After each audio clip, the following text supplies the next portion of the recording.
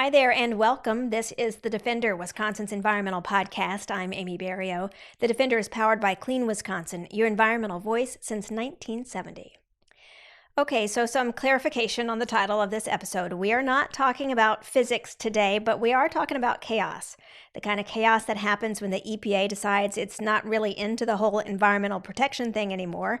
The chaos that happens when the federal government rips up the biggest law to fight climate change in U.S. history and replaces it with a long list of giveaways to big oil, gas, and coal. And the kind of chaos we're all feeling when we open our energy bills right now. On this episode, the fallout from a rapid-fire dismantling of environmental protections and what groups like Clean Wisconsin and so many others are doing to keep people safe. That's right now on The Defender.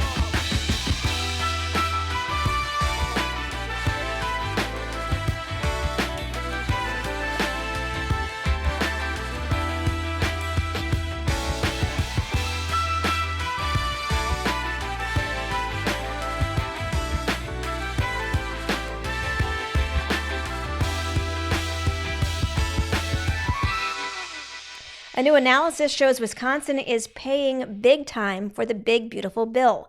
That's the budget law passed not even a year ago that reversed investments in clean energy to give $40 billion in additional tax breaks and incentives to fossil fuel interests and allow more logging, drilling, fracking, and mining on public lands. Turns out cutting federal investments in wind and solar projects and getting rid of clean energy tax credits not only cost us more than 8,000 jobs in Wisconsin, it means our energy bills are projected to go up by $300 a year by 2035. And that doesn't count increases from a natural gas shortage this winter and new war in the Middle East and all those new AI data centers. Speaking of AI data centers, the Environmental Protection Agency is now claiming its mission is to make the United States the AI capital of the world, and is tossing out the endangerment finding, its own key finding that gave the agency the authority to regulate greenhouse gases. If your head is spinning, you're not alone. The effort to dismantle long-standing core protections is coming at us so fast. But there is a lot of work happening to fight back, including a lawsuit from Clean Wisconsin against the EPA.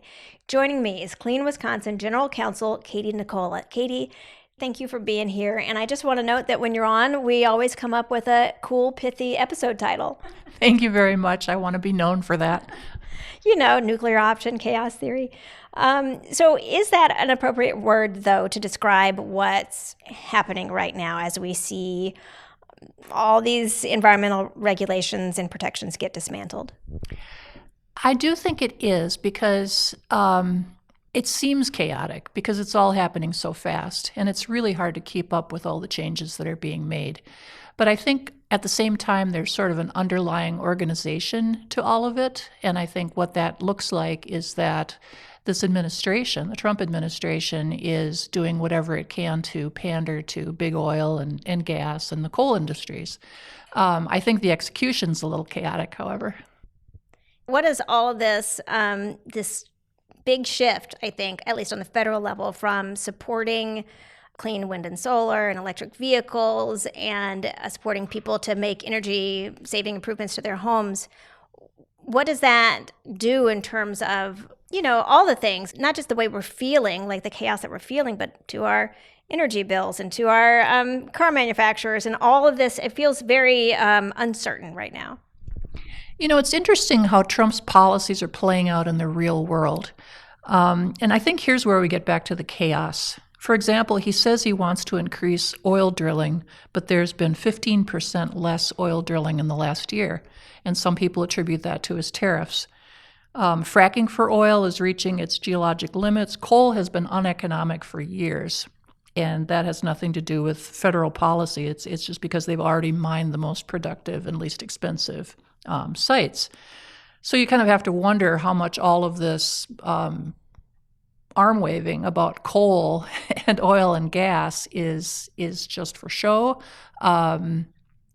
It's not playing out. It's not playing out. I do still see kind of when people are worried about energy prices, gas prices, heating bills, this sort of, well, drill, baby, drill, like that's the answer. But I guess you're saying that's not the answer to high bills, and that's not what we're seeing as being helpful right now. again, chaos. It's really hard to predict what's going to happen, but so far, none of his policies have resulted in lower energy prices. They haven't resulted in more energy security, certainly. I think that what we're seeing is increased prices, and that's the result of a chaotic approach to planning or just a lack of planning. So we've got, of course, all of the stuff in the big, beautiful bill that's kind of like, I mean, I think you could call it a big giveaway to big oil, gas, and even coal, which, again, it feels kind of like that's a throwback, even just saying it. I think that was kind of the start, the start of getting rid of environmental protections. And then suddenly now you mentioned that they're coming one after another. I mean, it is a long list. I wouldn't have time to list them all here. One of the ones I think has gotten a good bit of attention is the rolling back of the endangerment finding. I don't think a lot of people go around every day thinking about what the endangerment finding is or was. So explain to me first, what was the endangerment finding, and then what's going on with it. In order to regulate anything, the Environmental Protection Agency has to make a finding based on science that what they want to regulate has the potential to have harm of some sort, human harm or harm to the environment. And so the previous EPA found that greenhouse gases endanger human health and the environment. And that was based on really solid science and really not questioned at the time, right? But, now the new EPA administrator, Lee Zeldin, has changed the entire mission of the agency. And it's no longer to protect human health and the environment, but rather to, I think he said, lower the price of buying a car or heating a home or doing business. I want to stop you there because isn't the mission of the EPA kind of set forth in statute? I mean, this is an agency that was created that has legal and statutory obligations. So what we're seeing is, I mean, it feels like the whole mission of the agency has been turned on its head here. Not just we want to protect public health in a different way, but where it's like public health isn't even kind of coming into the equation anymore. Absolutely. And not only does it turn the mission on its head, but the premise behind what he's saying their mission now is erroneous. It's wrong. I mean, clean air and clean water improve human health and save people money. So, for example, the vehicle emission standards, which have recently been repealed along with the endangerment finding, would save people. It was calculated by the previous EPA that those rules would save individual drivers, up to $6,000 over the life of their vehicles, thanks to lower fuel and maintenance costs. So these rules save money. And I guess health dollars too, which the EPA doesn't consider anymore, right? The health dollars that are saved. That's right. They don't consider the cost of pollution in their calculations in terms of human health.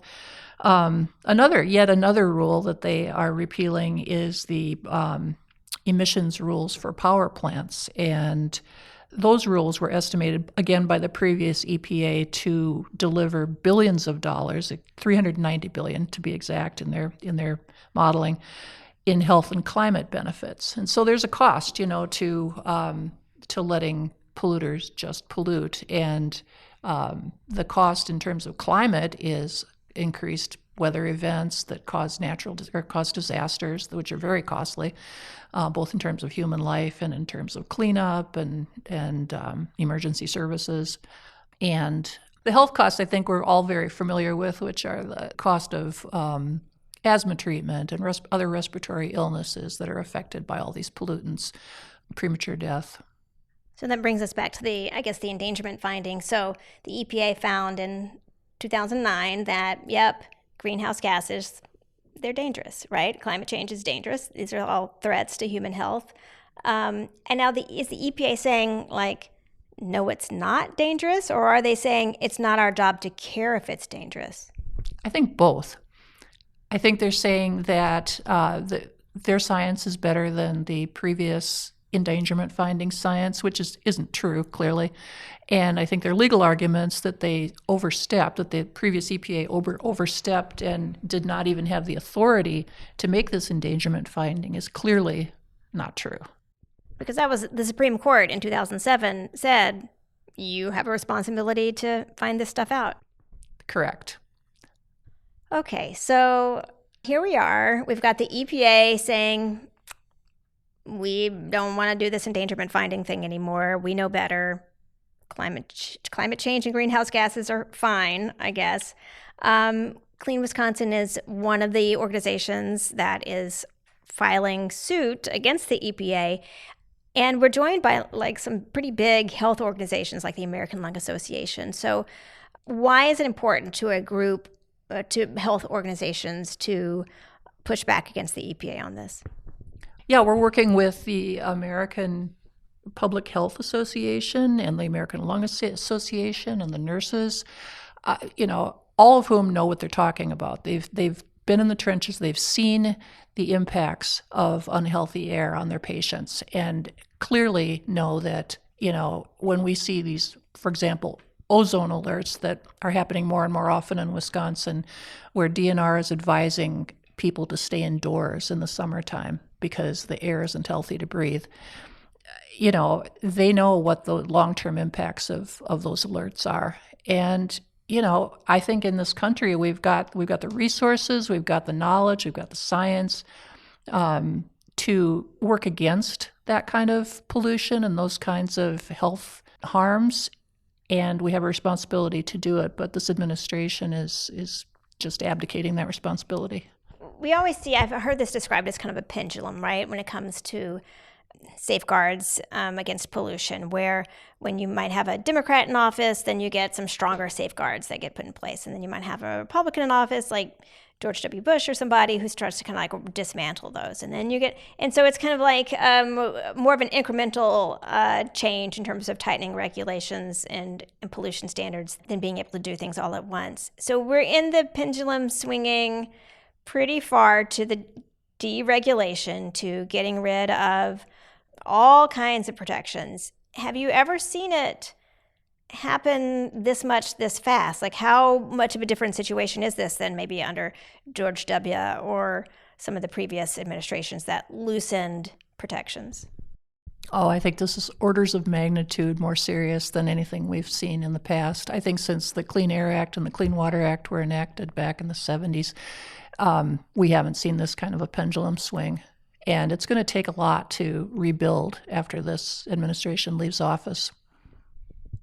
We talked a little bit about some of the stuff in the Big Beautiful Bill, which is kind of, if I had to summarize, let's do more drilling. Let's get more timber from protected lands. Let's get more incentives for big coal, oil, and gas to drill and frack and all those things. And let's do what we can to support AI and things like that. And then you've got all of the stuff under the Clean Air Act, the Clean Water Act, the Safe Drinking Water Act, all of those standards. And those are kind of being picked off one at a time over and over and over again. Does it feel like, when we talk about chaos, does it feel like it's hard to know which target to try to protect first, because they're kind of, all of these protections are being targeted all at once? I think we have to protect them all. I don't think we have time, or we can't choose. I think we have to fight back now, today, against everything. And to the extent that we can, to as much as we have the ability to, I don't know how you prioritize among all of the bad things that are happening right now. It's crazy. I mean, the Trump administration has relaxed the safety regulations around nuclear power.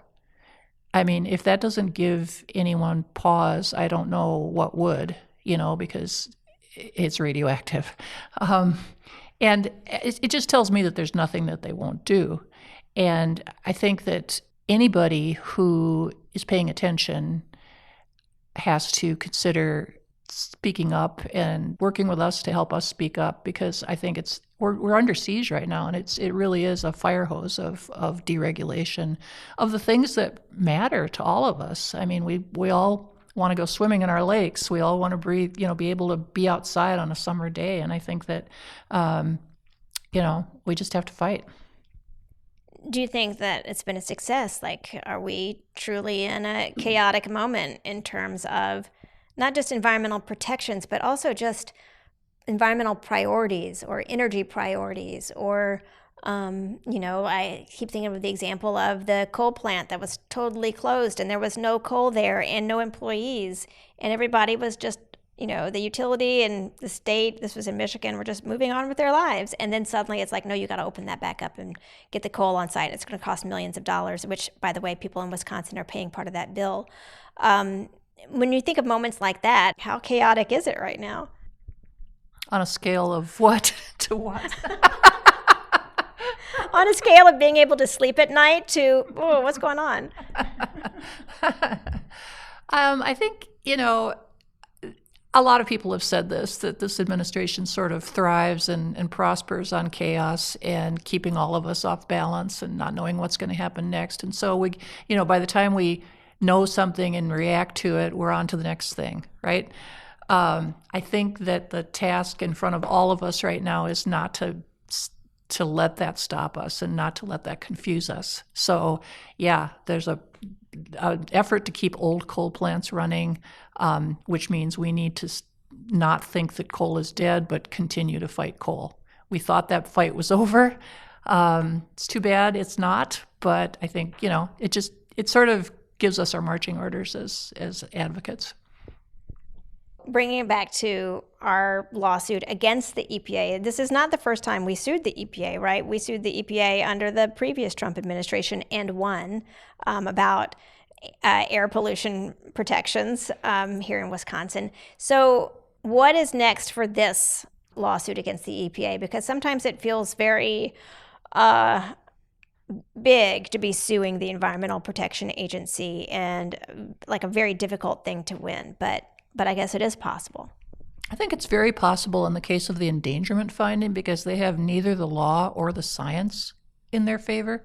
So I think, I do think the courts are going to be hard pressed to find in their favor for this one. I could be wrong, but I'm hopeful. Because this was already decided by the Supreme Court. Right. Correct. I mean, again, to the chaos point, we're already getting ready to file, 3 more lawsuits against the EPA. So we're getting used to it. So you're going to be busy.